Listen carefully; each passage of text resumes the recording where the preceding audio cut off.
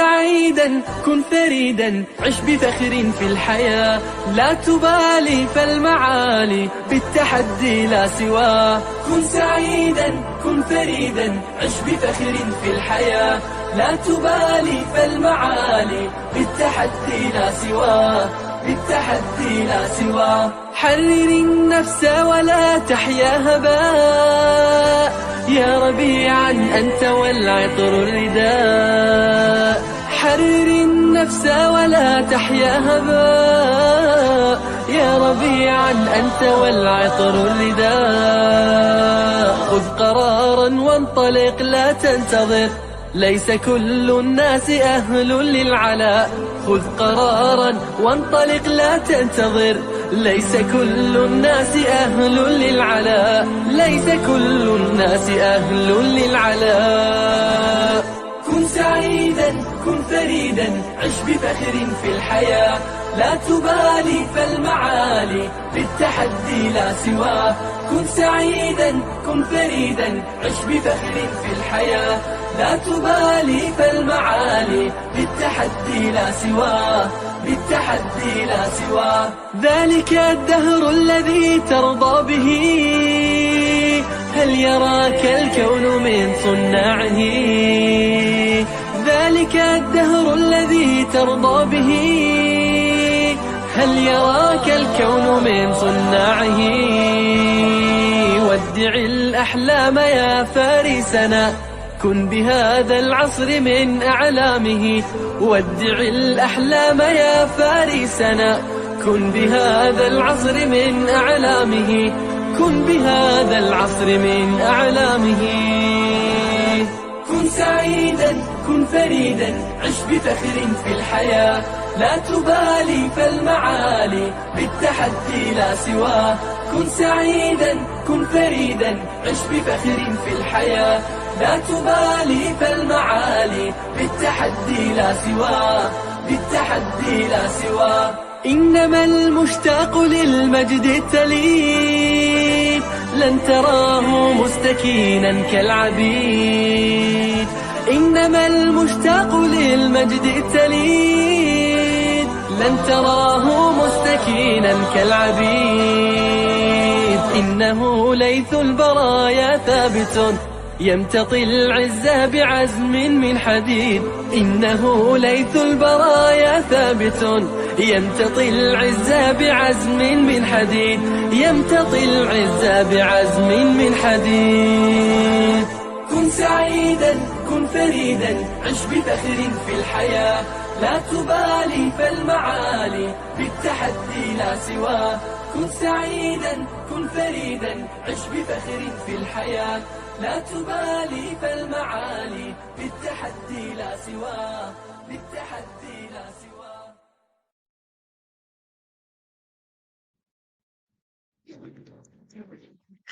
Bismillahirrahmanirrahim. Innal hamdalillah nahmaduhu wa nasta'inuhu wa nastaghfiruh wa na'udzu billahi min shururi anfusina wa min sayyiati a'malina. Man yahdihillahu fala mudhillalah wa man yudlilhu fala hadiyalah. Wa asyhadu an la ilaha illallah wahdahu la syarikalah wa asyhadu anna Muhammadan 'abduhu wa rasuluh. Amma ba'd. Rabbi shrah li sadri wa yassir li amri wahlul 'uqdatam min lisani yafqahu qawli. Rabbi zidni ilma warzuqni fahma. Allahumma inna nas'aluka ilman nafi'a wa rizqan thayyiba wa amalan mutaqabbala. Assalamualaikum warahmatullahi wabarakatuh. Apa khabar jemaah muslimah kita di ruangan Facebook Masjid Kampung Siglap pada pagi ini? Mudah-mudahan semuanya dalam keadaan yang sihat sejahtera hendaknya dan dirahmati Allah Subhanahu wa taala sentiasa. Alhamdulillah hari ini bagaimana cuaca di tempat masing-masing? Saya nampak sangatlah ya kegelapan di luar tu, lupa nak buka lampu belakang. Gelap, hujan lebat di sini. Allahumma sayyiban nafi'a. Mudah-mudahan hujan pagi ini memberikan keberkatan untuk kehidupan kita. Pertama di situ kita ada siapa? Liza. Boleh keluarkan nama Liza dekat situ. Okey, Aliza Aziz. Assalamualaikum Ustazah Dr. Sakinah Sabtu, admin dan teman-teman online. Waalaikumsalam warahmatullahi. Cantik tak saya pakai hijau Liza? Liza ni suka warna hijau. Dia tak boleh tengok warna hijau ni. Tada! Hijau. Okey, kita ada Kak Zah kita. Kak Zah, Assalamualaikum warahmatullahi wabarakatuh Ustazah. Moga Ustazah sihat serta dirahmati Allah sentiasa. Amin. Mudah-mudahan. Terima kasih Kak Zah atas doanya. Kita ada Cik Latifah kita di situ. Assalamualaikum warahmatullahi wabarakatuh. Dr. Sakinah Sabtu dan semua sahabat-sahabat. Waalaikumsalam warahmatullahi wabarakatuh. Terima kasih Cik Latifah hujan-hujan bersama dengan kita pada pagi ini. Kita ada Cik Salimah. Cik Salimah, Assalamualaikum Ustazah. Waalaikumsalam warahmatullahi. Apa khabar Cik Salimah? InsyaAllah nanti jumpa ya hari apa? Hari Jumaat. Mudah-mudahan dapat jumpa. Kita ada Kak Aisyah kita. Assalamualaikum Ustazah Dr. Sakinah Sabtu dan jemaah sekalian. Waalaikumsalam warahmatullahi. Alhamdulillah. Thank you so much Admi for this FB live. Okay. Kak Aisyah tak hari ni tak pergi pasar Kak Aisyah. Hari ni cepat je masuk. Alhamdulillah. Siapa lagi? Aliza. Oh Masya Allah. Tabarakallah. Cantik Ustazah. Terima kasih. Kita ada Suzy di situ. Assalamualaikum Ustazah dan semua. Waalaikumsalam warahmatullahi wabarakatuh. Okey, muslimah semuanya. Kita berada di muka surat yang keberapa pada pagi ini. Boleh letakkan di ruangan komen. Sila letakkan di ruangan komen. Di situ. Sekejap ya. Sementara letak di ruangan komen tu, bagilah saya buat sesuatu terlebih dahulu. Sila letakkan di ruangan komen terlebih dahulu. Okey. Kejap ya.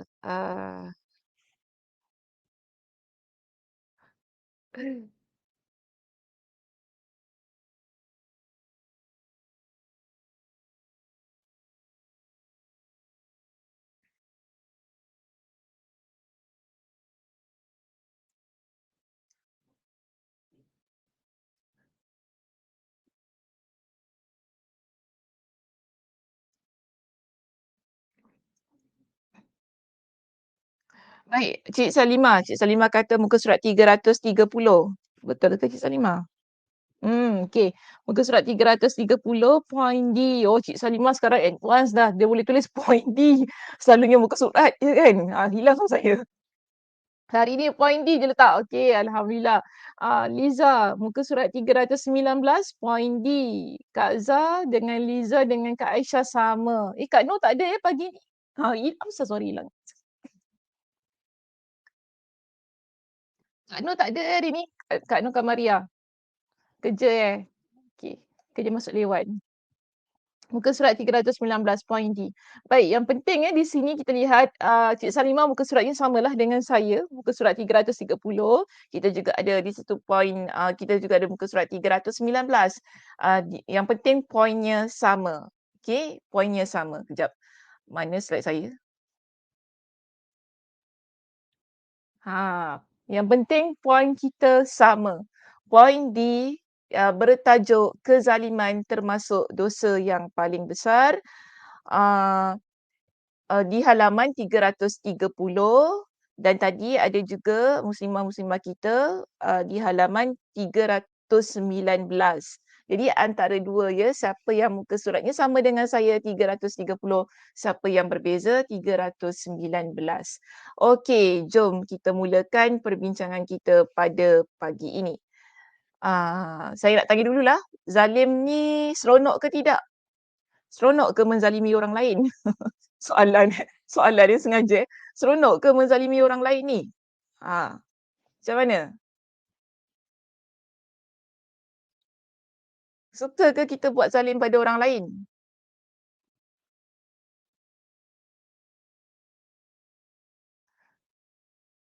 Okey, macam inilah soalan saya, tukar soalan saya. Apa rasanya bila orang menzalimi diri kita? Tak seronok. Tak seronok. Tak seronok. Ustazah. Cute. Tak, Ustazah. Tidak seronok. Yes, tidak seronok. Menzalimi orang lain dan dizalimi, kedua-dua keadaan itu sebenarnya tidak seronok. Tapi kenapa? Satu di sini. Tapi kenapa? Nur kata, Ustazah. Kenapa? Kenapa orang menzalimi orang lain? Okey, agak-agak kenapa ada orang dia sanggup berlaku zalim kepada orang lain? Sedangkan kita, bagi saya, fitrah kita sebagai manusia, perkara yang jahat kita memang tak suka. Tapi ada orang bagi dia tak ada apa-apa. Namun kenapa sebenarnya? Kenapa ada orang dia sanggup menzalimi orang lain? Ada jawapan? Kenapa ada orang dia buat zalim ni, bagi dia macam, okey je aku buat zalim, tak ada apa-apa pun. Seronok je. Kalau kita memanglah kan tak seronok lah kan. Tapi ada orang tak ada masalah. Ada jawapan? Ke tak ada jawapan?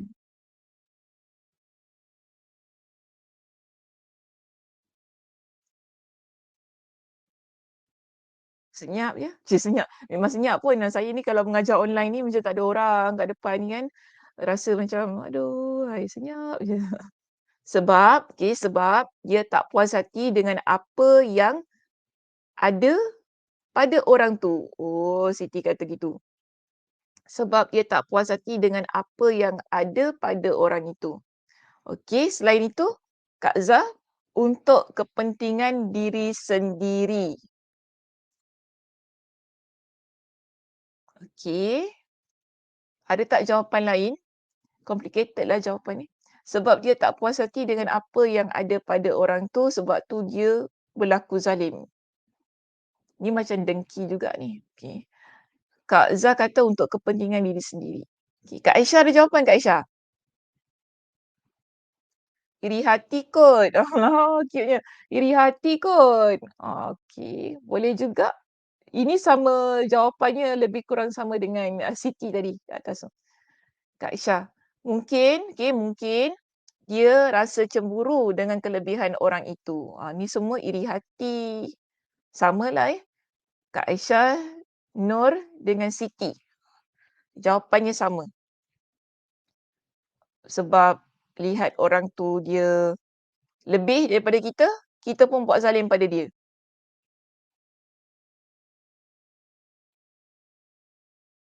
Okey. Tak apalah. Okey, tak apa. Kita masuk pada slide kita. Nanti kita bincanglah ya.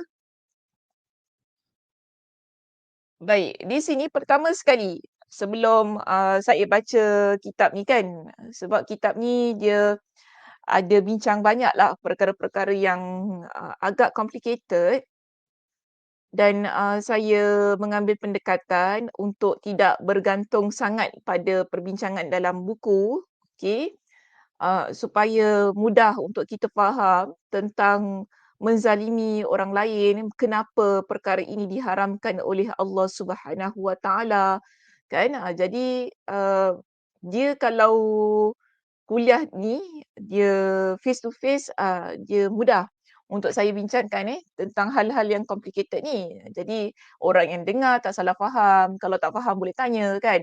Masalahnya bila online ni saya bimbanglah nanti ada yang perkataan-perkataan dalam buku tu disalahfahami kemudian dirakam. Nanti dia jadi benda yang tak seronoklah nanti ada banyak isu. Tapi tak mengapa. Yang penting di sini kita tetap akan bincangkan tentang keharaman perbuatan zalim yang dilihat ataupun yang dikategorikan sebagai dosa besar oleh oleh Allah Subhanahu Wa Taala yang diharamkan ke atas hamba-Nya untuk melakukan perbuatan tersebut. Jadi apa dalil yang menunjukkan keharaman perbuatan zalim itu? Di sini kita lihat saya datangkan hadis riwayat Imam Muslim. Di dalam hadis ini ialah hadis qudsi ya. Hadis qudsi itu maknanya yang mana punca ucapan awalnya ialah dari Allah Subhanahu Wa Taala. Namun ia bukan ayat Al-Quran. Ia adalah hadis Nabi sallallahu alaihi wasallam. Ayat ini Allah Subhanahu Wa Taala berfirman, dalam hadis ini Allah kata begini, ya ibadi inni haramtu zulma ala nafsi. Wahai hambaku, sesungguhnya aku telah mengharamkan diriku untuk berbuat zalim. Wa ja'altuhu bainakum muharrama. Dan aku menjadikannya haram di antara kalian. Maka fala tazalamu, Allah kata. Maka janganlah kalian saling menzalimi.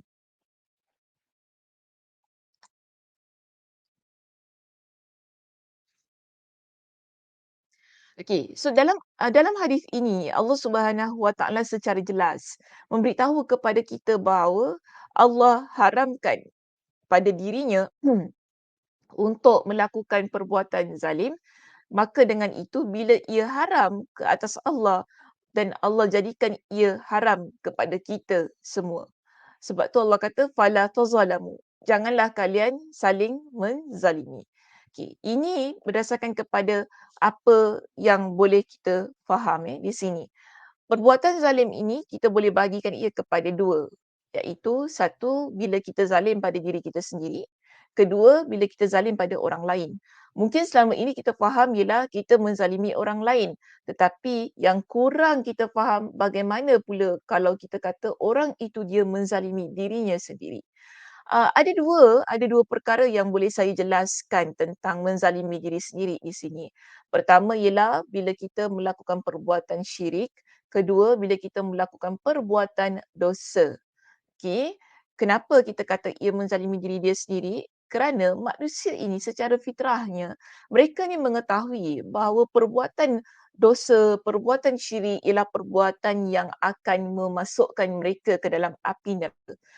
Dan apa mereka memilih untuk melakukan perbuatan dosa, maksiat, apatah lagi perbuatan syirik, mereka juga memilih untuk memasukkan diri sendiri ke dalam api neraka. Jadi di sinilah kita kata dia telah menzalimi dirinya sendiri. Sedangkan Allah Subhanahu Wa Taala muslimah, Allah memberikan kepada kita dengan ruang untuk memilih kita nak buat baik ataupun kita nak buat jahat. Allah tak kata semua orang mesti buat jahat, semua orang mesti buat baik. Allah tak kata gitu.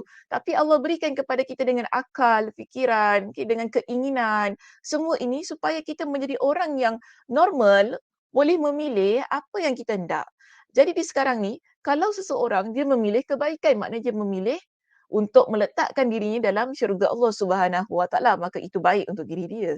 Tetapi kalau sekiranya seseorang itu setelah diberi kepada dia dengan tahuan perkara itu dilarang, diharamkan oleh Allah Subhanahu Wa Taala, namun dia memilih untuk melakukannya dengan rela hati, kan dalam keadaan yang tidak ada keterpaksaan di situ, maka di sini kita kata dia sendiri memilih untuk meletakkan dirinya pada tempat kejahatan dan iaitu neraka Allah Subhanahu Wa Taala. Maka sebab itu kita kata orang yang dia buat dosa dia menzalimi dirinya sendiri. Orang yang melakukan perbuatan syirik dia menzalimi dirinya sendiri. Maka ini sebagaimana yang difirmankan oleh Allah Subhanahu Wa Taala dalam surah Luqman. Okay, dalam surah Luqman kita lihat begini. Allah Subhanahu Wa Taala menyebutkan pada ayat yang ke-13 Allah kata innasyirka la zulmun azimun. Sesungguhnya syirik iaitu menyekutukan Allah adalah benar-benar perbuatan zalim yang besar. Okay, kenapa ia perbuatan zalim yang besar? Kerana begini muslimah, orang yang buat perbuatan syirik ini dia tak ada chance untuk masuk dalam syurga Allah. Sebab itu Allah letakkan perbuatan ini perbuatan yang paling besar kezalimannya. Orang dia kalau buat dosa lain, dia berzina, saya guna contoh ini dia berzina, dia dia jahatlah kita kata kan, dia buat zina, dia minum arak, dia mencuri, dia menderhaka kepada kedua ibu bapanya, dia jadi orang yang menzalimi orang lain lah senang tadi kata. Perkara ini semua masih lagi memberikan potensi pada diri dia untuk masuk ke dalam syurga Allah. Berbeza dengan perbuatan syirik. Jika perbuatan syirik, ia adalah perbuatan yang langsung tidak melayakkan dia masuk ke dalam syurga Allah. Bila dia masuk dalam api neraka, dia akan kekal di dalam api neraka itu. Sebab itu hati-hati dengan dosa syirik walaupun ia kecil. Banyak kali saya ingatkan. Dan kita dah pernah bincangkan tentang syirik ini di sesi-sesi yang lepas dengan panjang lebar yang mana kita letakkan ia dalam kategori-kategori yang tertentu dengan dalil-dalilnya yang tersendiri untuk menunjukkan betapa dahsyatnya dosa syirik. Sebab itu dalam surah Luqman ayat yang ke-13 Allah Subhanahu Wa Taala mengingatkan kepada kita innasyirka la zulmun azimun. Sesungguhnya syirik ini adalah perbuatan yang kezaliman yang agung, yang besar. Sebelum itu ya, tentang ayat Al-Quran ini dalam surah Luqman ayat yang ke-13.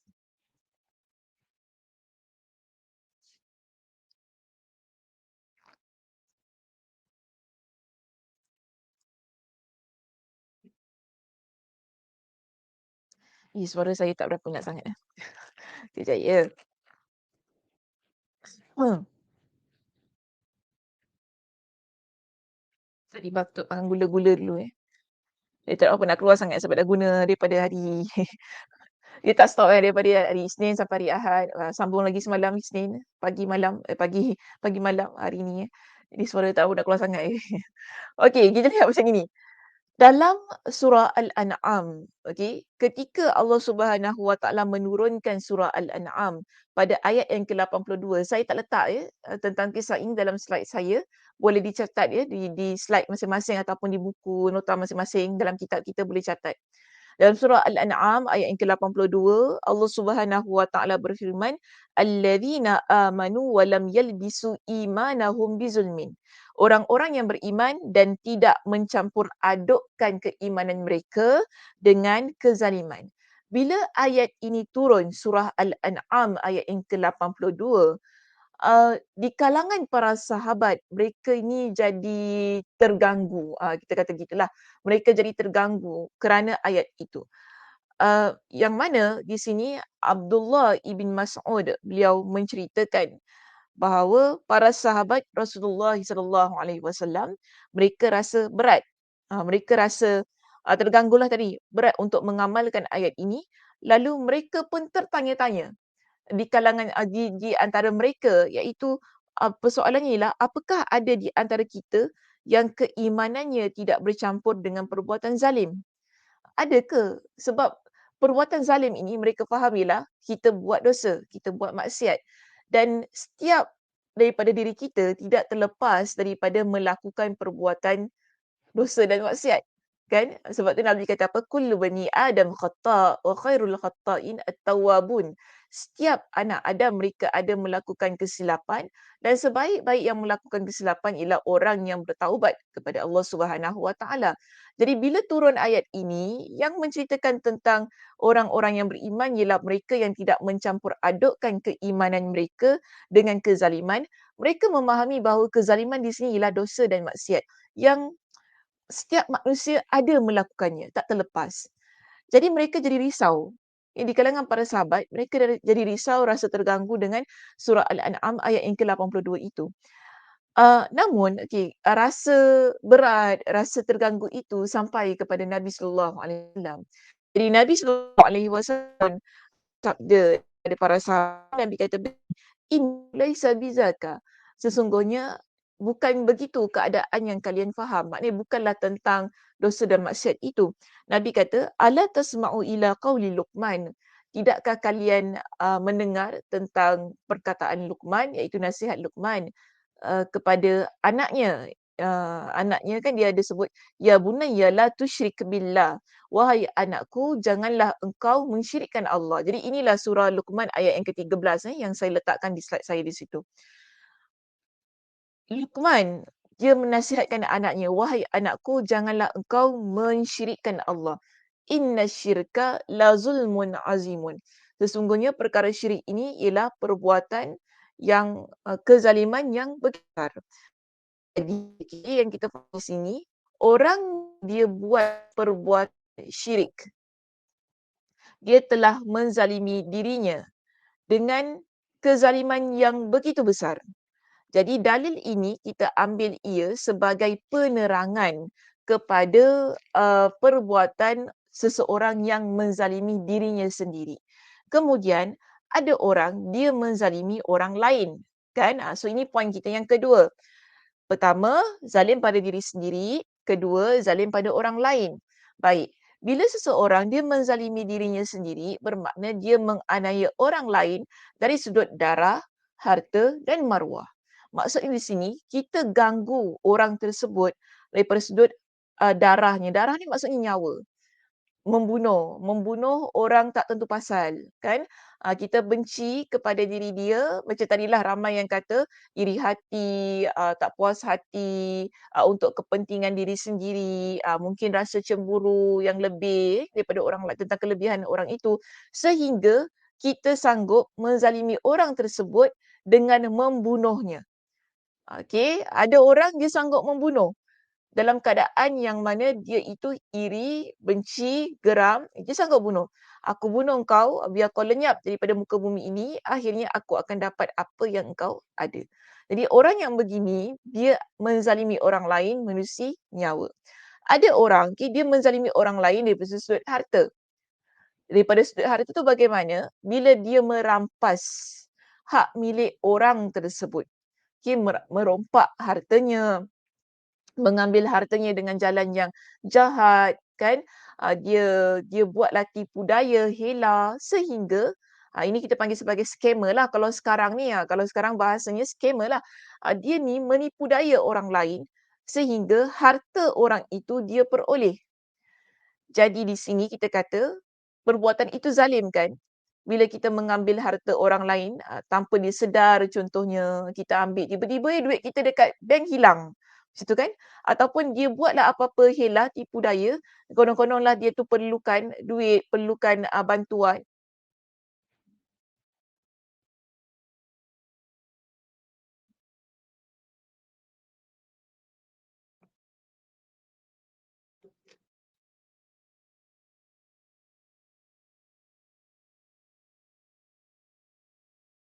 Sebentar ya, ada orang dekat ni, dekat saya punya pintu. Mungkin delivery. Sebentar, tunggu sebentar. Muslimah boleh tolong tutupkan.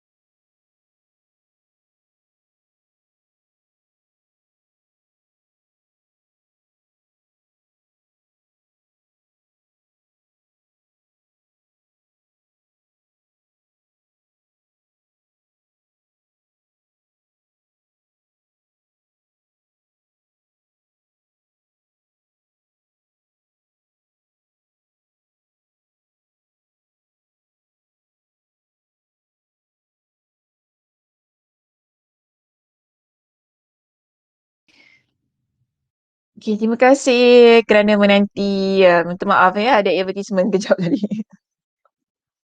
Jarang orang kuliah ni tiba-tiba ada iklan. Kuliah saya jadi iklan. Okey, kita sambung ya perbincangan kita. Jadi kalau orang ini dia menganiaya orang lain dari sudut harta, dari sudut darah, harta dan maruah, kita lihat ini adalah perbuatan zalim yang dia lakukan. Jadi tadi saya kata contoh darah tadi ialah bila kita membunuh seseorang, yang mana kita benci, tak suka ataupun kita ingin mengambil sesuatu daripada diri dia. Kalau daripada sudut harta tadi, kita jadi scammer, mengambil duit daripada orang tersebut, ambil harta dia. Kalau dulu kita selalu guna contoh mencuri, merompak, kan, ragut. Tapi sekarang perbuatan mengambil harta orang lain ini dia berlangsung secara licik. Licik maknanya tak disedari, tiba-tiba duit hilang, kan. Tiba-tiba je ada orang guna kad kita. Ini semua adalah perbuatan-perbuatan zalim yang berkaitan dengan harta. Pernah tak duit hilang dalam bank? Na'udzubillah min zalik, na'udzubillah. Ataupun orang tipu kita kan, kita tertekan link ke apa yang ada. So sekarang ni perlu banyak hati-hatilah. Jangan mudah-mudah tekan link apa-apa yang sampai di SMS. Kena perhatikan dulu. Kadang-kadang mereka menggunakan nama yang nampaknya macam bank kita, tapi sebenarnya bukan bank kita lah. Adalah macam, sebab tu saya kata dia licik, licik sangat-sangat. Jadi perbuatan ini dia menzalimi orang lain kerana membuat orang lain rasa sedih, rasa teraniaya, wang dia yang dia usahakan kumpul selama ini tiba-tiba hang begitu sahaja. Dan ingat, saya pun banyak dengar cerita tentang orang yang pergi umrah kena scam dengan travel agent yang tak memberikan perkhidmatan yang terbaik sebagaimana yang dijanjikan. Ini semua adalah bentuk-bentuk kezaliman yang kadang-kadang kita terlepas pandang. Buat jemaah stranded dekat dekat apa ni, dekat Mekah, Madinah, lalu menggunakan alasan tak apa dekat tanah haram kena sabar semua. Ini perbuatan-perbuatan sebenarnya menzalimi. Kita jangan menggunakan agama ini sebagai alasan untuk menutup kesilapan dan kesalahan. Seseorang dibayar ataupun mana-mana organisasi yang dibayar ataupun ejen dibayar dengan ringgit yang yang diusahakan. Ada orang nak pergi umrah bukan senang. Dia perlu kumpul duit bertahun-tahun kan, dan package pun sekarang semakin mahal. Jadi kalaulah ada orang yang mengambil kesempatan di atas orang yang nak pergi umrah ini kan, tak memberikan yang terbaik sebagaimana yang dijanjikan, ini juga kita boleh masukkan ia dengan kategori kezaliman yang sedang kita bincangkan di sini. Yang mana kita mengambil harta orang tanpa memberikan dia sebagaimana yang sepatutnya diberikan, lalu kita menggunakan alasan-alasan agama di sini yang buat orang sakit hati, buat orang benci. Mujur tak kena bunuh tu kan. Mujur tak kena bunuh dengan orang tu kan. Namun kena ingat, doa orang yang dizalimi adalah makbul. Lebih-lebih lagi kalau orang tu dah sampai ke tanah haram. So perkara ini jangan dibuat main. Sebab ia melibatkan wang, ia melibatkan apa yang kita masukkan ke dalam perut kita. Kan kalau kita makan harta haram di situ yang melibatkan kezaliman, menzalimi orang lain, bimbang-bimbang apa yang kita makan ia merupakan sesuatu yang memudaratkan diri kita dan ahli keluarga kita. So perkara begini perlu sangat dijaga, sangat diberikan perhatian. Jangan menggunakan alasan agama untuk membenarkan kezaliman yang kita lakukan. Okey, contoh lagi yang boleh saya berikan, mungkin ada ibu dia menggunakan alasan diri dia sebagai seorang ibu untuk menzalimi anak-anak. So perkara ini tidak dibenarkan. Kan aku mak kau kena dengar cakap syurga kau kat mana? Bawah telapak kaki aku kan. Dia gunakan alasan-alasan agama ini supaya anak tu ikut cakap dia. Jadi ini adalah perbuatan menzalimi orang lain. Namun perbuatan menzalimi orang lain itu dia hiasi ataupun dia balut dengan nas-nas agama. Sedangkan jelas apa yang dilakukan adalah perbuatan yang salah. Perbuatan yang zalim. Begitu juga di sini kita lihat ada maruah yang diletakkan di situ. Maruah ni ialah berkaitan dengan harga diri seseorang. Kehormatan yang ada pada diri dia yang perlu kita jaga. Bila seseorang mencemarkan maruah ataupun nama baik seseorang, ini juga kita panggil ia sebagai perbuatan yang zalim. Sebab itu Nabi SAW ingatkan kepada kita, al-muslimu 'alal muslimi haramun. Seorang muslim ke atas muslim yang lain haram. Apa yang haram?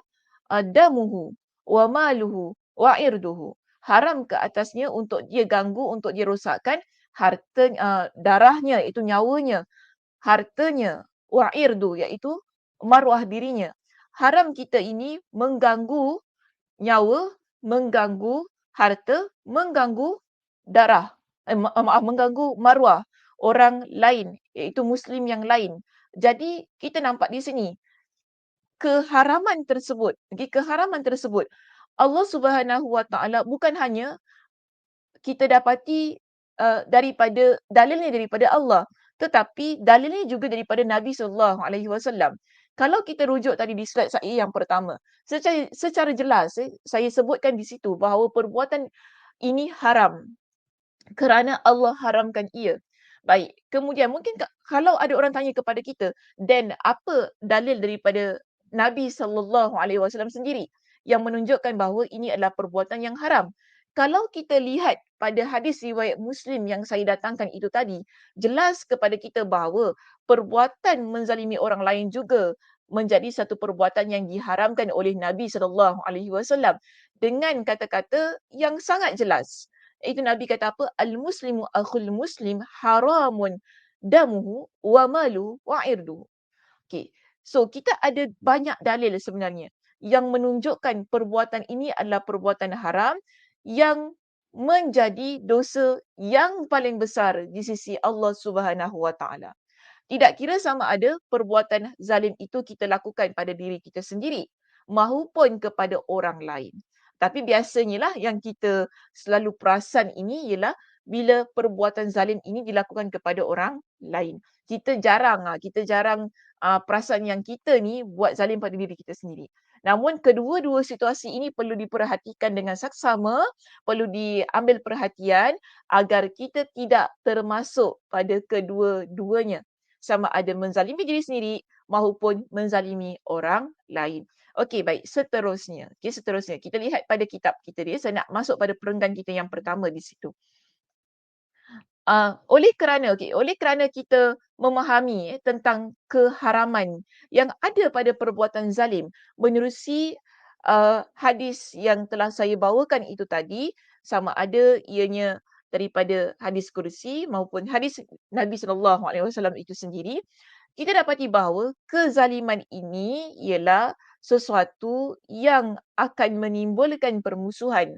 Okay, kezaliman dan permusuhan. Sebab itu di awal teks kita dan kitab di sini dia kata ni so kita sekarang kita tahu bahawa kezaliman dan permusuhan ianya menafikan keadilan.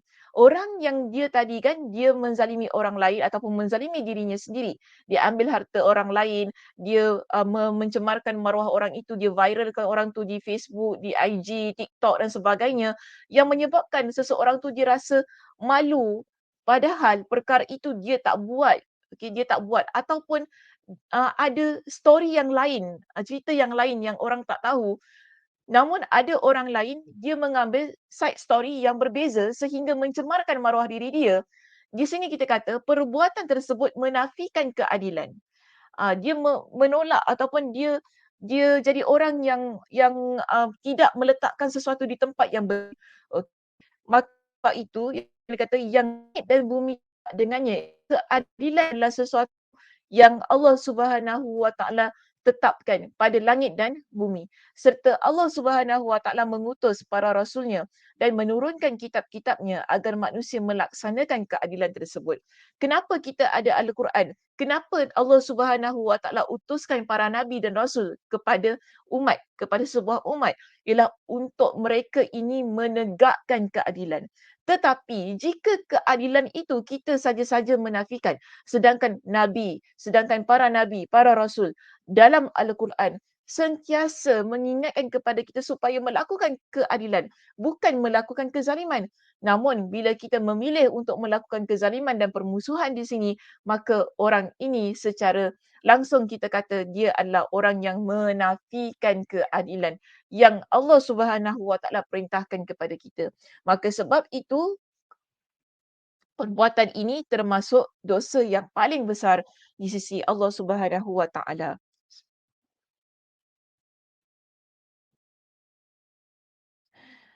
Ah, okey, termasuk dosa yang paling besar di sisi Allah Subhanahu Wa Taala. Darjatnya pun sesuai dengan tingkat kerosakan yang ditimbulkannya. Oleh sebab itu, seseorang yang membunuh anaknya yang masih kecil, yang sama sekali tidak berdosa padahal Allah telah menjadikan hati-hati manusia secara fitrah mencintai, menyayangi dan mengasihi anak kecil. Bahkan hal ini lebih ditanamkan secara khusus dalam diri kedua orang tuanya, itu ibu bapanya. Maka ibu bapa yang membunuh anaknya kerana khawatir anak itu akan menjadi sekutunya, maknanya anak itu akan share rezeki dengan dia dalam makanan, minuman serta hartanya, tadi telah berbuat kezaliman yang paling buruk dan paling parah. Begitu pula dengan seseorang yang membunuh kedua orang tua yang melahirkannya ataupun seseorang yang membunuh kaum kerabatnya. Jadi jelas di dalam kitab kita di sini dia memberikan contoh membunuh. Kalau rujuk tadi dalam hadis Nabi SAW ini kan Nabi berikan contoh kepada kita dengan darah. Darah tu maksudnya kita membunuh, mengambil nyawa seseorang. Jadi di sini Imam Ibnul Qayyim Al-Jauziyah dalam kitabnya, dia memberikan kepada kita dengan ibu bapa yang membunuh anak, kan, anak yang membunuh ibu bapa, ataupun kaum keluarga yang membunuh kaum keluarganya sendiri. Maka di sini kita dapati bahawa membunuh merupakan perbuatan zalim yang boleh menimbulkan permusuhan. Jadi jangan, di sini maksudnya kata, kita kalau ada anak, kita kita mungkin rasa susah sebab apa, anak ini akan berkongsi rezeki dengan kita. Apa kita makan, anak kita kena makan juga kan. Takkan kita nak biarkan anak kita mati kelaparan. Okey, apa yang kita kerjakan, usahakan selama ini perlu kita berikan kepada anak kita itu. Kerana anak ini dia tak boleh nak kerja sendiri kerana usianya tu kan. So ada orang yang dia rasa susah bila ada anak. Kan? Jadi dia tak suka ada anak. Maka tak tahulah, saya tak tahu kalau di sini dia ada istilah free child ke tidak kan. Tapi istilah ini dia sedang popular di Indonesia kerana ramai yang bernikah tapi kemudian mereka mengamalkan prinsip free child. Maknanya mereka tak nak anak. Walaupun mereka boleh ada anak, ni bukan isu mereka tak ada anak tapi tak nak anak tu. Daripada awal pernikahan memang sudah disepakatilah dalam pernikahan itu bebas anak, tak nak anak. Dan di kalangan ulama mereka di sanalah dah membincangkan tentang hal ini kan. Jadi ada di kalangan ulama yang menyebutkan bahawa hal ini adalah perkara yang dosa besarlah, tak boleh. Sebab kita ni bernikah, dia mesti ada satu niat untuk mengembangkan zuriat tu lah. Maksudnya perlu ada zuriat kan. Kalau begitu tujuannya buat apa? Buat apa kita bernikah? Mungkinlah cuma nak melepaskan nafsu syahwat itu sahaja. Jadi dalam hal yang sedemikian, kalau orang tersebut mereka ini masuk dalam kategori free child tu lah, maknanya telah menyalahi sunnah, menyalahi sesuatu yang telah ditetapkan oleh fitrahnya dalam pernikahan. Okey, so dalam hal yang sedemikian, kita anggap ini sebagai satu perbuatan yang menzalimi diri mereka sendiri. Okey, sebab ni perbuatan yang tak seharusnya ada kan, menzalimi diri mereka sendiri dan boleh menghentikan zuriat keturunan yang seharusnya diteruskan oleh mereka yang bernikah. Ya begitulah. Namun kalau sekiranya kita kata dah kahwin tapi tak ada anak, itu lain ceritalah kan. Itu memang mereka usaha tapi kerana bukan rezekinya, itu cerita yang lain. Namun sekarang ialah kerana kedua-dua belah pihak, suami dan isteri bersepakat tidak mahu memiliki anak. Dalam hal yang sedemikian, kita melihat itu sebagai perbuatan yang tidak seharusnya berlaku dan bolehlah masuk kepada perbuatan menzalimi dan menimbulkan permusuhan. Kenapa permusuhan? Kerana dia begini, mungkin ada orang yang tak bersetuju dengan keadaan itu. Contohnya ibu, ayah kita, bila kita bernikah lalu kita mengamalkan konsep tersebut, ada mak mertua kita tak setuju, adik-beradik tak setuju. Ini merupakan titik ataupun permulaan yang boleh menimbulkan rasa tak suka, rasa benci, rasa tak puas hati dengan keputusan yang dibuat. Jadi dia boleh menimbulkan permusuhanlah antara anak dengan mak kan, antara adik-beradik, antara ahli keluarga kerana sikap orang itu yang memutuskan untuk tidak mahu ada zuriat dan keturunan. Okey, baik, itu antara contoh lainlah yang boleh kita lihat dalam kehidupan yang ada di sekitar kita. Namun saya Allahu a'lam lah kalau di Singapura ni apa istilah digunakan, ada istilah yang atau ia tinggi sesuatu digembar-gemburkan oleh masyarakat, walaupun saya tak menafikan ada. Ada hal itu berlaku dalam masyarakat kita. Okey, baik, seterusnya begini. Orang yang zalim, orang yang zalim ialah mereka yang mendapatkan kegelapan di hari kiamat. Okey, ittaquz zulma, sebab tu Nabi kata ittaquz zulma, jauhilah kezaliman ataupun takutilah kalian dalam melakukan kezaliman ini, fa inna zulma zulumatun yaumal qiyamah.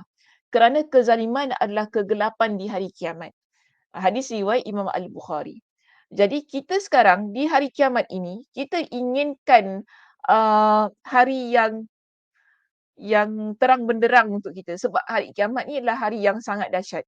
Namun kalau seseorang dia melakukan perbuatan yang zalim, kedahsyatan hari kiamat itu akan menjadi lebih dahsyat bagi diri dia. Sehingga dia dikelilingi dengan kegelapan yang dia tak nampak arah mana yang perlu dia tuju. Kerana juga bukan itu saja, kerana ada banyak perkara yang Allah Subhanahu Wa Taala minta dia pertanggungjawabkan. Sebab itu di sini, dan saya yakin kita banyak kali kita dah jumpa hadis ini tentang orang yang menzalimi orang lain. Contohnya tadi kan, kita bincang tentang membunuh ibu bapa, membunuh anak, membunuh saudara mara ataupun membunuh sesiapa sahajalah. Contoh-contoh yang diberikan oleh Imam Ibnul Qayyim Al-Jauziyah dalam kitab ini. Saya ingin simpulkan semua perbincangannya menerusi satu hadis yang bagi saya ringkas dan padat untuk kita memahami mengapa perbuatan zalim ini adalah perbuatan yang haram. Dan mengapa perbuatan zalim ini membawa kita kepada kegelapan di hari kiamat. Di sini, orang yang zalim dikategorikan sebagai mereka yang bankrupt, mereka yang muflis, sebagaimana persoalan yang diajukan oleh Nabi SAW kepada para sahabat baginda. Nabi tanya kepada mereka, "Atadaruna mal muflis?" Adakah kalian tahu apakah yang dinamakan ataupun siapakah yang kita panggil sebagai orang yang muflis?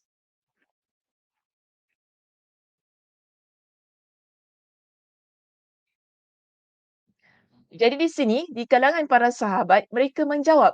Mereka kata kepada Nabi SAW, "Al-muflisu fina man la dirhama lahu wala mata." Jadi mereka kata kepada Nabi, orang yang muflis ialah yang tak ada dirham, yang tak ada harta. Senang kita kata orang muflis ni yang tak ada duit lah. Kan, yang memang tak ada satu sen pun dalam bank dia, dalam poket dia, memang tak ada apa-apa. Maka orang ini kita isytiharkan dia sebagai muflis. Faqala, Nabi SAW pun menerangkan kepada mereka bahawa muflis bukanlah sebagaimana yang mereka fahami. Nabi kata kepada mereka, para sahabat ini, "Innal muflisa min ummati yaumal qiyamati." Sesungguhnya umatku yang muflis adalah orang yang datang pada hari kiamat bi salatin wa siyamin wa zakatin. Dengan pahala solat, puasa dan zakat. Tetapi sayangnya pada hari kiamat ini yang sebenarnya kita amat perlukannya, pahala amal ibadah kita, kita sangat perlukan pahala ini kerana inilah yang akan dihisap, yang akan menentukan berat atau tidaknya timbangan kita ialah amal kebaikan kita. Namun dalam keadaan yang dia datang dengan pahala puasa, pahala solat, pahala bayar zakat tu kan, dia juga datang dengan dosa-dosanya kepada orang lain. Dosa-dosa menzalimi orang lain. Yang mana Nabi SAW jelaskan kepada kita begini. Wa ya'ti qad syatama hadha wa qadhafa hadha wa akala mala hadha wa safaka dama hadha wa daraba hadha. Dia itu adalah orang yang juga datang membawa dosa. Dosa apa? Dia caci orang yang ini, dia tuduh berzina orang yang ini, dia memakan harta kawan dia yang ini, dia menumpahkan darah yang ini dan dia pukul pula orang yang ini. Maknanya banyak dosa menzalimi orang lain dilakukan kan. Betul tak? Nampak tak kat situ?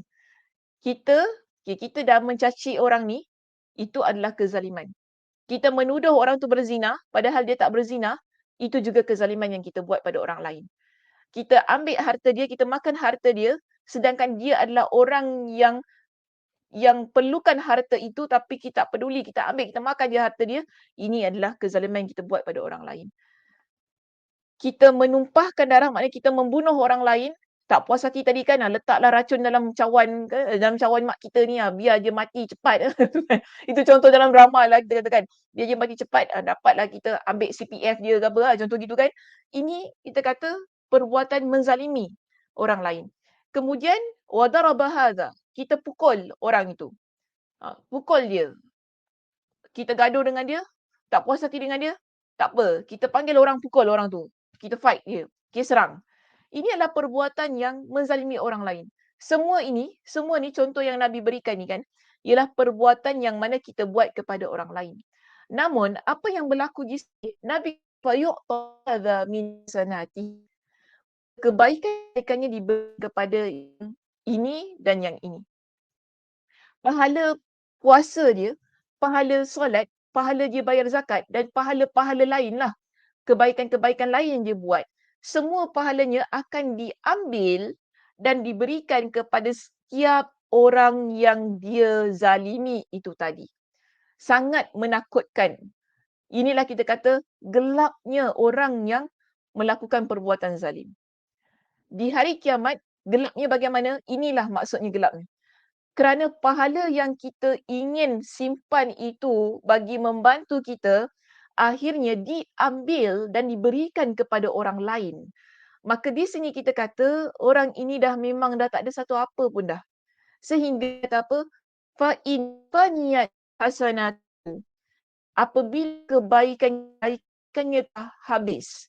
Bermakna, kebaikan itu akan diambil daripada kita sehingga tak ada satu pun yang tinggal bagi diri kita kerana lantaran ramainya orang yang kita zalimi itu tadi. Jadi di sini Nabi kata apa?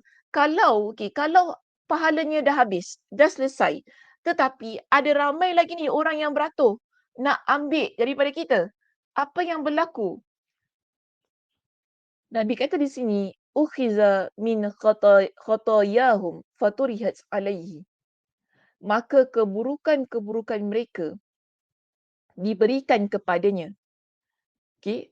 Thumma turiha finnar. Kemudian dia dicampakkan ke dalam neraka. Selesai pahalanya, kemudian masih ramai lagi orang yang dia zalimi belum mendapat lagi pahalanya sedangkan pahalanya sudah selesai. Orang ini akan dipindahkan kejahatan-kejahatan orang yang nak dia tuntut tadi tu kan, akan dipindahkan kepada diri dia sampailah selesai semuanya urusan dia dengan orang lain itu, kemudian orang ini akan dicampakkan ke dalam api neraka. Okey, hadis ini riwayat Imam Muslim. Hadis ini dia menjadi pengajaran kepada kita supaya apa? Takut menjadi orang yang zalim. Kerana di akhirat kelak kita ni amat perlukan kebaikan-kebaikan yang kita buat daripada diri kita sendiri. Okey. Kita jangan mengharapkan kebaikan yang ada pada orang lain. Kerana pada hari kiamat kita masing-masing akan takut dengan diri sendiri sama ada kita ni akan terlepas daripada seksa Allah ataupun tidak. Adakah kita akan terlepas daripada murka Allah ataupun tidak. Itu dah sungguh menakutkan tau sebenarnya. Okey, tentang murka Allah, siksa Allah yang kita tak lepas lagi tu, itu sudah cukup menakutkan. Tetapi bila kita menjadi orang yang menzalimi orang lain, ada perkara yang lebih menakutkan di sini ialah perkara yang seharusnya menyelamatkan kita daripada murka Allah itu diambil oleh orang lain. Perkara ini dia bukan perkara main-main tau muslimah. Bukan perkara yang kita kata tak apalah, yang penting aku puas hati. Ada orang kan macam tu kan. Yang penting aku puas hati. Kalau yang penting hati aku ni uh, senang, seronok. Tadi saya tanyakan seronok ke tidak? Yang penting hati aku seronok. Aku rasa suka melihat dia derita. Dia bukan tentang apa yang kita suka, apa yang menyeronokkan kita. Tetapi lah, benda ni kita akan bawa sampai ke hari kiamat dan ia akan buat kita jadi orang yang memang tak ada satu benda pun yang boleh menyelamatkan kita daripada api neraka. Sebab itu Nabi kategorikan orang yang begini sebagai orang yang muflis. Yang tidak ada satu benda pun yang boleh dia harapkan untuk membantu dia daripada murka dan siksa Allah Subhanahu Wa Taala. Di samping tadi kita kata, orang yang dizalimi, dia adalah orang yang makbul doanya. Okey. Maksudnya begini, saya patah balik maknanya saya terbalikkan ayat saya ni. Orang yang zalim, dia ni terlepas daripada doa orang yang dizalimi. Dan yang kedua, orang yang zalim, dia akan muflis di akhirat kelak. Kerana orang yang dizalimi akan menuntut dia untuk mengambil pahala-pahala yang dia miliki. Jadi ini adalah dua perkara yang seharusnya menjadi hal yang kita takuti sebelum kita menzalimi orang lain. Ya, sebelum kita ada rasa nak buat zalim kepada orang lain ni fikir, "Ni dek ni kalau doakan aku ni habis aku." Kita fikir begitu. Ataupun kita rasa macam ni lah, ini kalau aku buat zalim pada dia ni, kalaupunlah kita kata dia tak doa untuk aku ni kan, tapi nanti dekat hari kiamat, Allah Subhanahu Wa Taala pasti akan beri peluang kepada dia untuk ambil pahala aku. Sebab kita ni nak kumpul pahala bukan perkara yang mudah. Kita nak buat baik tu pun dah orang kata kadang-kadang menjadi satu perbuatan ataupun tindakan yang sukar untuk kita buat. Jadi bila kita dah buat baik yang adanya pahala di situ, namun kemudiannya nanti diambil oleh orang lain, inilah yang kita panggil sebagai, kita nampak orang tu macam menzalimi kita kan, aku dah buat sungguh-sungguh ni amal ibadah kau pula ambil nampak kan? Rasa dizalimi itu dipulangkan kembali kepada diri kita nanti di hari kiamat. Barulah pada waktu itu kita dapat rasa apa yang orang lain rasa. Mungkin masa kita dekat dunia ni kita tak rasa. Orang tu rasa dizalimi, disakiti kan, rasa betul-betul teraniaya. Mungkin kita tak rasa kalau kita orang yang zalim tu lah. Tapi nanti di akhirat kelak kita akan sangat rasa, ya Allah, aku ni dizalimi betul lah. Aku ni rasa sakit sangat-sangat. Kerana apa? Pahala yang aku harapkan untuk bantu aku tu akhirnya diambil oleh orang lain. Kan baru kita rasa apa yang orang lain rasa selama ini. Dan Allah tu maha adil tau muslimah. Allah dia takkan biarkan kita. Setiap apa yang kita buat, walau ia kecil, sekecil-kecil perbuatan dosa, Allah akan adili dan Allah akan balas perbuatan kita. Kalau perkara yang kecil, Allah akan hisap, Allah akan adili, apatah lagi jika kita buat perbuatan dosa dan maksiat yang besar. Yang tadi kita katakan, menzalimi ini adalah perbuatan dosa besar. Apatah lagi perbuatan dosa besar yang kita buat antaranya zalim ini yang jelas di hadapan mata kita. Allah takkan biarkan. Allah akan adili kita. Jadi di sini Nabi SAW berikan pesanan kepada kita. Okey. Yang dekat buku tu tak apa, tinggalkan saja. Tentang perbincangan tu kan, saya masuk perenggan pertama saja. Perenggan akhir tu tak biar je. Sangat complicated. Saya pun dah terang kenapa saya tak sentuh. Baik, di sini Nabi SAW beritahu kepada kita, unsur akhaka zaliman au mazluman. Bantulah saudara kamu yang zalim atau dizalimi. Yang zalim atau dizalimi. Okey. Sekarang kita faham tadi kalau orang yang dizalimi tu memang wajarlah ya kita bantu. Tapi kenapa pula kita nak bantu orang yang zalim? Ataupun macam mana kita nak bantu orang yang zalim?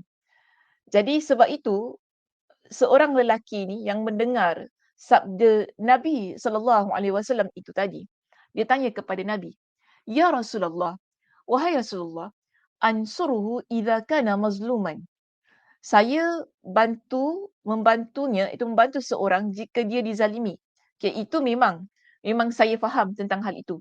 Siapa yang dizalimi, kita nampak dia dizalimi, kita bantu dia.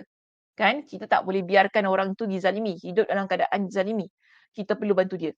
Tetapi sekarang persoalannya, dia tanya kepada Nabi, "Afara'aita idza kana zaliman kaifa ansuruhu?" Jadi, bagaimana pendapat kamu jika orang tersebut zalim? Bagaimana saya perlu bantu dia?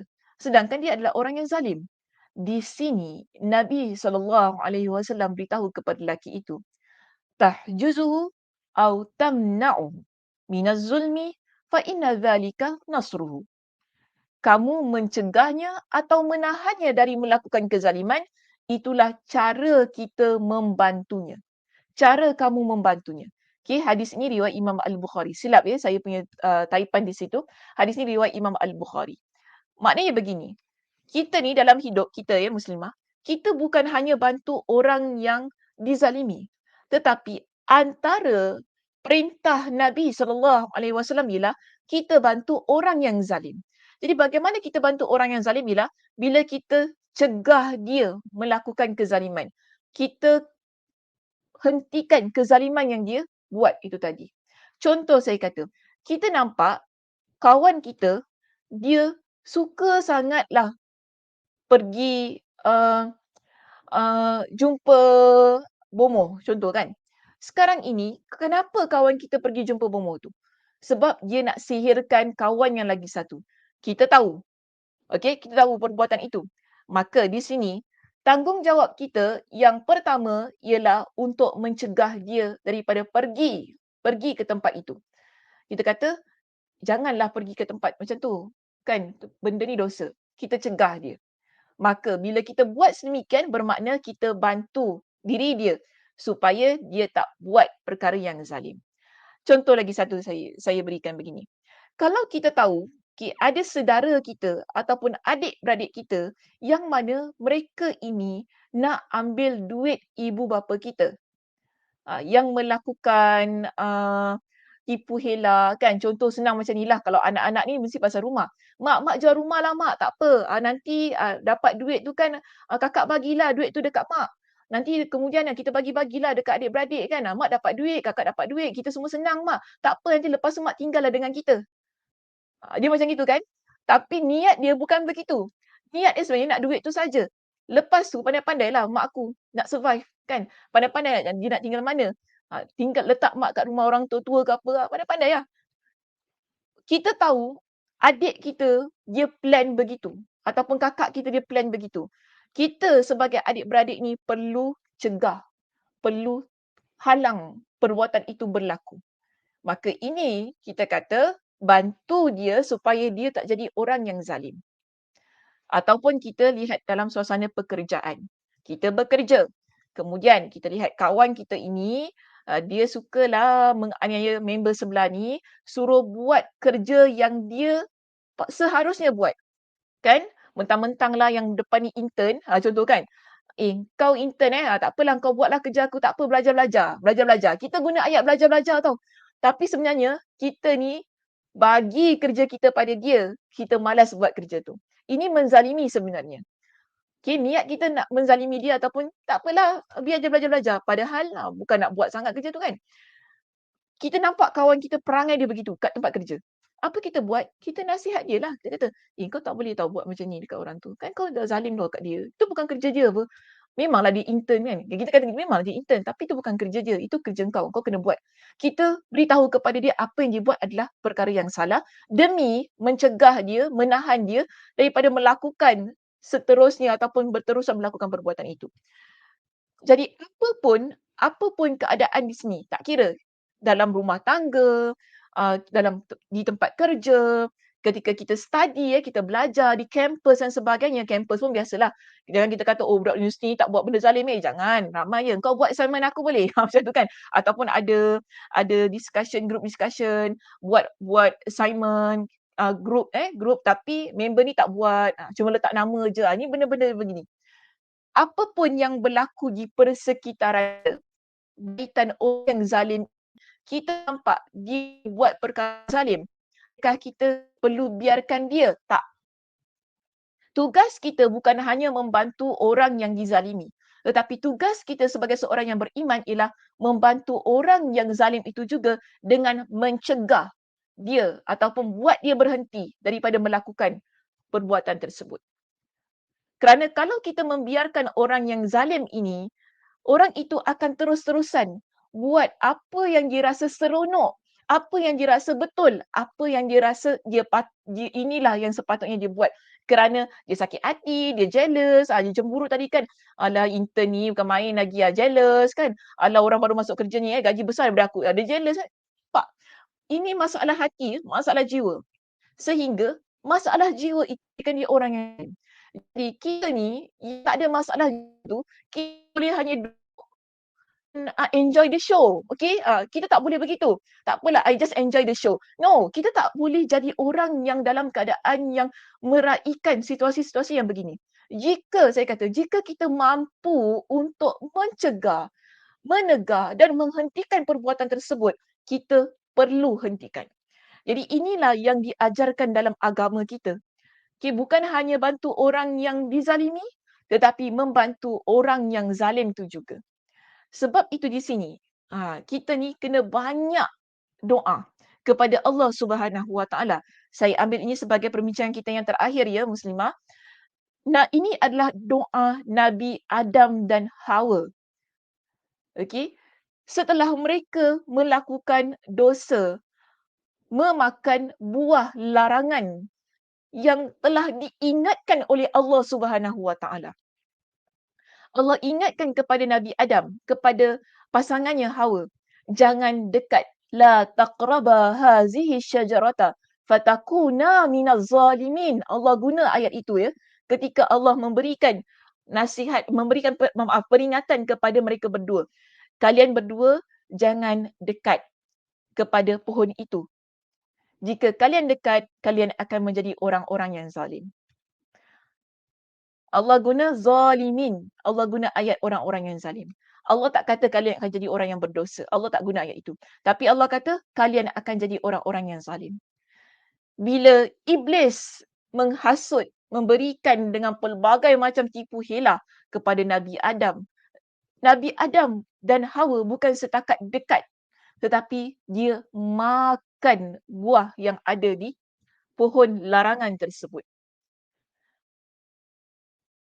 Setelah mereka ni makan buah itu, okey, terlepaslah pakaian daripada diri mereka yang membuka aurat masing-masing. Dia nampak aurat dia. Kedua-duanya lari dalam syurga dengan rasa malu terhadap Allah, baru ingat kita ni dah buat perkara yang dilarang oleh Allah Subhanahu Wa Taala. Nabi Adam alaihi salam dan Hawa mohon taubat kepada Allah Subhanahu Wa Taala. Kedua-duanya bertaubat kepada Allah, lalu Allah Subhanahu Wa Taala mengajarkan kalimat ini, doa ini sebagai doa memohon taubat kepada Allah Subhanahu Wa Taala. Dan jangan lupa Nabi Adam ialah manusia yang pertama. Dan ini bagi saya adalah doa yang pertama yang diucapkan oleh makhluk bernama manusia ketika mereka meminta ampun kepada Allah.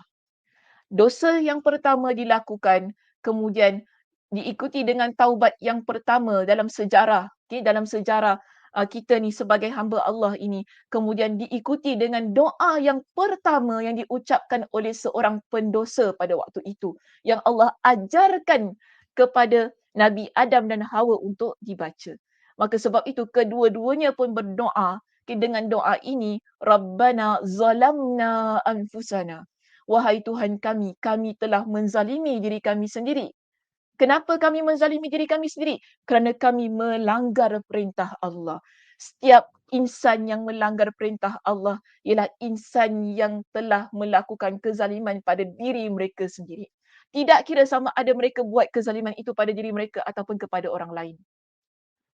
Yang penting dia melanggar perintah Allah.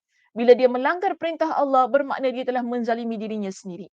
Dan di dalam doa ini, dengan penuh pengharapan, dengan penuh keyakinan kepada Allah, minta kepada Allah dengan sungguh-sungguh. Kedua-duanya iaitu Nabi Adam dan Hawa berdoa kepada Allah, wa illam taghfir lana wa tarhamna. Ya Allah, jika engkau tidak mengampuni kami dan jika engkau tidak memberikan rahmat-Mu kepada kami, lanakunanna minal khasirin. Kami akan jadi orang yang rugi. Kami akan termasuk di kalangan mereka yang rugi. Maka di sini permohonan taubat Nabi Adam dan juga Hawa adalah pengajaran kepada diri kita juga, iaitu setiap kali kita melakukan kezaliman pada diri kita sendiri, yang kita belajar tadi, ia merupakan perkara yang Allah haramkan ke atas makhluknya. Yang Allah kata apa? Fala tazalamu. Jangan kalian menjadi orang yang saling menzalimi antara satu dan yang lain. Bahkan Nabi juga ingatkan kepada kita, haram kita ini mengganggu, menzalimi nyawa, harta, maruah diri orang lain. Dan bila kita ada melakukan perbuatan-perbuatan yang begini, tugas kita ialah bertaubat kepada Allah Subhanahu Wa Taala. Baca doa ini. Rabbana zalamna anfusana. Ya Allah, kami telah menzalimi diri kami. Dan dalam keadaan kita dah menzalimi diri kita ini, kita tahu kan orang yang dizalimi tadi dia akan muflis di akhirat.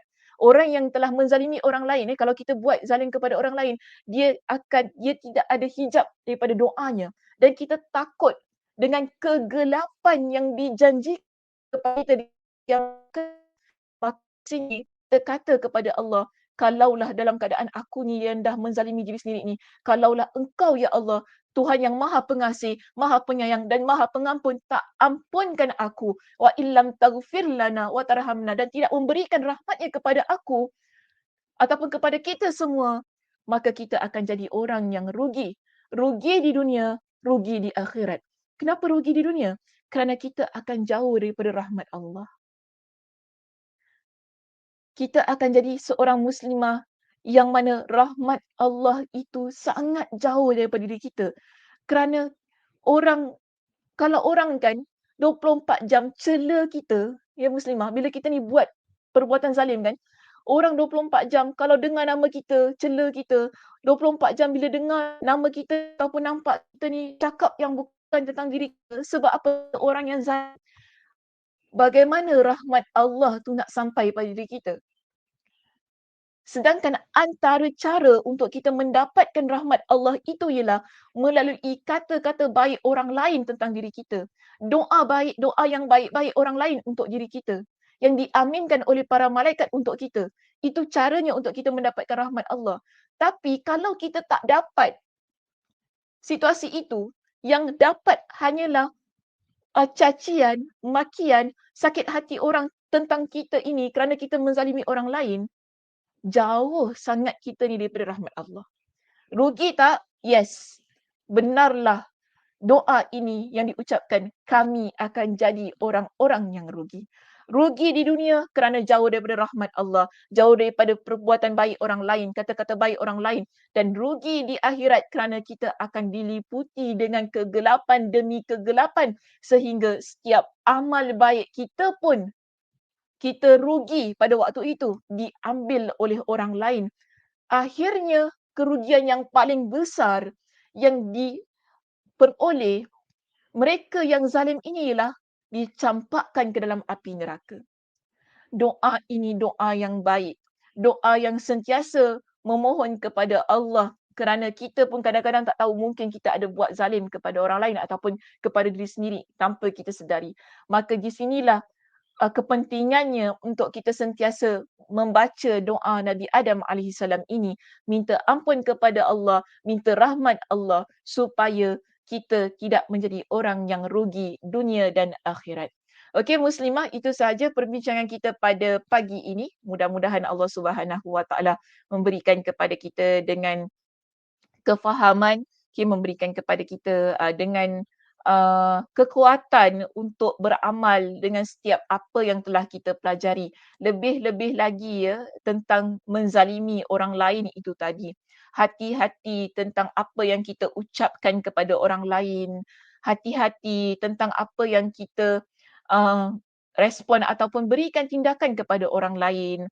Kerana kadang-kadang kita ni jadi orang yang suka sangat ikut hati kan, ikut rasa, sampai kita tak fikir tentang apa yang kita ucapkan, tentang apa yang kita buat pada orang lain. Yang penting tadi kan saya ambil baliklah ayat yang ramai sebut tadi, yang penting rasa seronok, rasa seronok. Yang penting rasa happy dalam hati ini. Tapi kita kalau nak happy, kita kalau nak seronok, orang yang di sekitar kita juga turut happy dan seronok. Kalau orang di sekitar kita tak happy, orang di sekitar kita rasa teraniaya dengan kita, keseronokan ataupun rasa bahagia yang kita ada tu kan, ia bukan rasa bahagia yang kita kata tulen lah, yang asli. Itu fake. Bahagia yang palsu yang ada pada diri kita. Kerana kebahagiaan yang sebenarnya ialah kebahagiaan yang ada dalam hati kita yang kita bawa hingga ke akhirat kelak. Itulah yang kita panggil sebagai kebahagiaan yang sejati. Tapi kalau kebahagiaan yang palsu, dia tak kekal. Kebahagiaan yang palsu, hari ni kita rasa seronok kan, sakitkan hati orang lain. Esok tu dia tak bahagia tau. Dia akan cari lagi. Mana lagi orang lain yang aku nak sakitkan. Dia macam tu. Dia tak kekal. Tapi kita bayangkan, kalau kita orang yang buat baik kan, kita akan rasa seronok, kita akan rasa happy. Kita rasa macam, kalaupun esok tak ada orang yang kita nak bahagiakan, kita tetap akan rasa seronok. sampai bila-bila. 10 tahun, 20 tahun akan datang. Bila kita ingat balik kebaikan yang kita buat tu, alhamdulillah ya saya buat baik kat dia. Rasa seronok. Dia punya happy tu tak terkata, tak tahu how to describe the happiness yang ada pada diri kita. Itulah kebahagiaan yang akan kita bawa sampai akhirat kelak. Okey muslimah, itu sahaja perbincangan kita pada pagi ini. Terima kasih di atas perhatiannya. Mudah-mudahan Allah Subhanahu Wa Taala memberikan kepada kita dengan kesihatan dan kebahagiaan jiwa, raga, sehingga kita ni tak menjadi orang yang menzalimi diri sendiri dan juga orang lain. Dan mudah-mudahan Allah Subhanahu Wa Taala memberikan kita peluang untuk bertemu di minggu hadapan.